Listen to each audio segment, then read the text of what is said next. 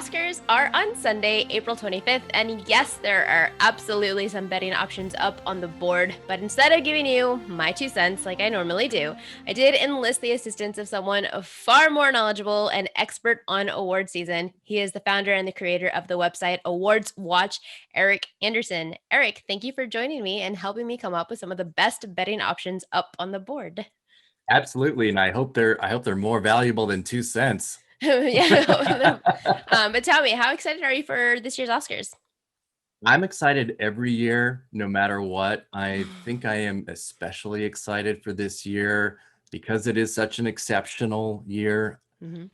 The nominees are great, and I am excited for the show. I'm really excited to see what Steven Soderbergh and Jesse Collins and Stacey Sher do with the show. Everything I've heard about so far is very intriguing. That is exactly it brings me up to my next point. One thing that I did read is that the show is going to be more like a movie, not a television show. So, do you have any idea what that could mean? Uh, I believe it's going to be shot on film, so it's going to look, like a movie rather than that high def 4K kind of daytime television look. It has two locations, one of them being the Union Station train station in Los Angeles, Mhm. and the trains will still be running. It'll be Sunday, at Right. the end of the day, so it won't be like a rush hour.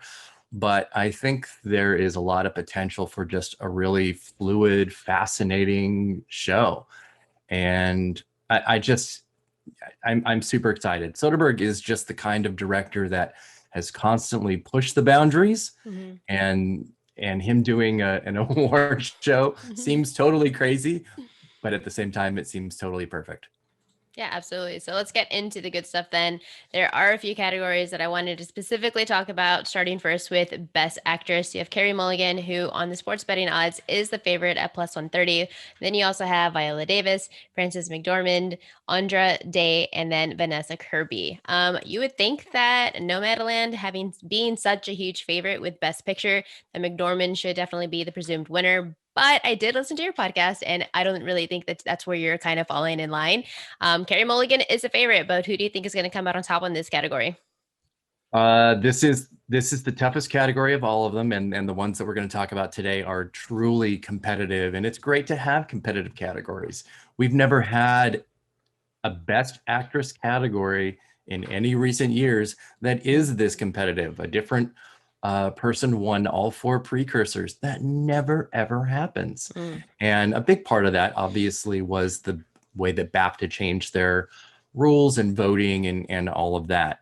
But you can't rely too much on hypotheticals like if so and so was nominated, they would have won. You can do that a little bit, but it's barely even anecdotal when you're looking at a prediction. And this year, more than any year, passion and narrative are going to drive the winning result here. Mhm. And it is really tough.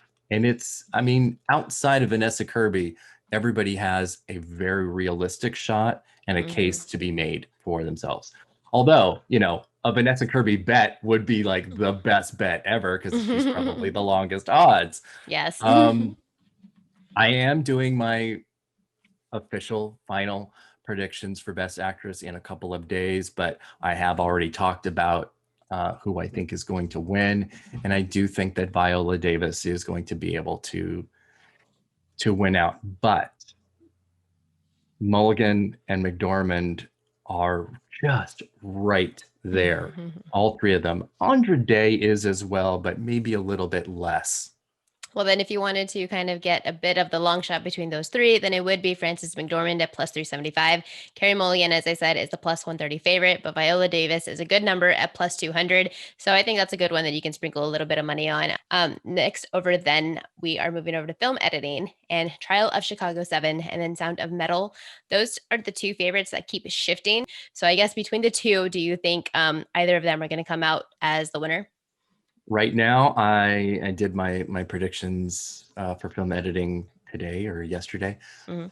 And I do have Sound of Metal winning. But yes, Sound and Trial have volleyed back and forth Mhm. uh, with wins and ties, and it's very, I think it's very close. Sound of Metal also has the sound nomination, which it's the front runner to win, which I think helps its case. Obviously, it's a Best Picture nominee. If Trial does win this, I think there could be an upset in Best Picture later, but it would, because it would be strange for it to be like the only win, the only thing that it can win. But I am not going to discount Nomadland and a potential complete sweep for that film, because it could happen. We haven't seen a sweep in a very long time, but it could happen. If you look at the history of the wins of this, very often most editing is the thing that wins. Like Bohemian Rhapsody 2 years ago won here. Has a tremendous amount of editing, too much editing. Ford versus Ferrari won last year. A perfect example of a win in this category, because cutting and pacing is super important to a film like that. I think it's a little different this year because we have different films represented. We have slow, quiet films like Nomadland here. We have something like Promising Young Woman, which its nomination shows the strength of the film. Sound of Metal, I think people make a connection between music films and editing often, because it happens quite a bit with musicals and music-based films. And then Trial of Chicago 7 goes between time periods, archival footage, ports. So there's a lot to look for. And again, it's an exceptional year, so it's a little different. We might have seen, some bigger, flashier things like Dune or West Side Story represented here. So I think what people will go for is what they think is good editing.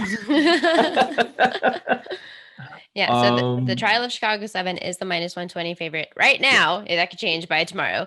But Sound of Metal is definitely right behind at -110, and then followed by Nomadland is the next third favorite, and that's +750. So that just shows you the discrepancy that there are between the top two films and then everyone else.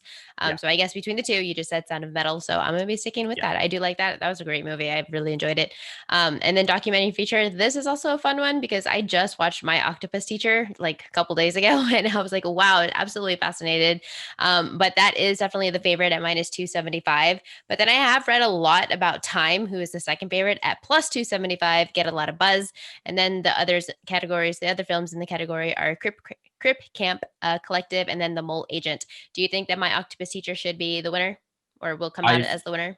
I think it is going to win in one of the wildest, like, come from nowhere races of this whole year, because kind of everything had really surrounded Time and Collective and Crip Camp as more, dramatic, important kind of films.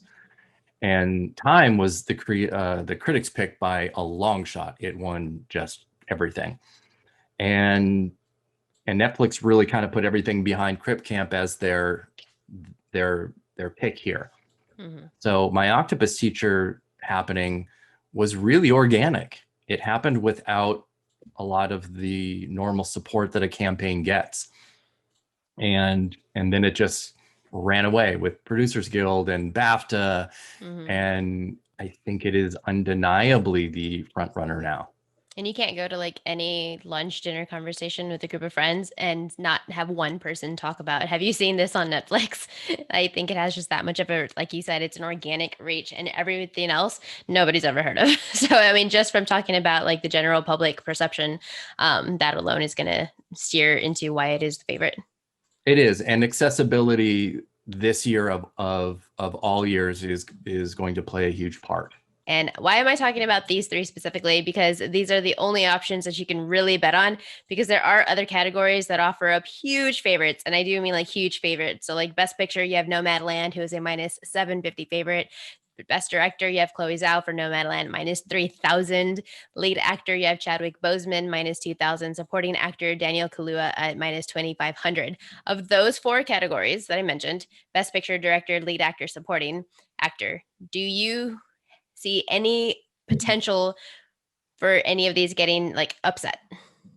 I don't think there's any chance for an upset in Supporting Actor. A very, very small one in Best Picture. Yeah, so those are all, like I said, really high, minus 2,000, minus 2,500. Realistically, no one's actually going to be putting money on those. We would be looking on taking the underdogs that potentially, of course, they may not happen, but money, those plus dogs are the only way to go, but it's not probably going to happen. Now, if you had one guarantee, an absolute can't lose lock, which category are you picking and which winner? There's quite a few actually, but I would go Chloe Zhao and director. For his director, and that one I believe was minus 3,000. Yeah. Okay, how about a couple others that potentially they offer less odds? Soul in animated feature. Oh yeah, that was a great movie. And then Daniel Kaluuya in supporting actor. I mean, those are unmovable.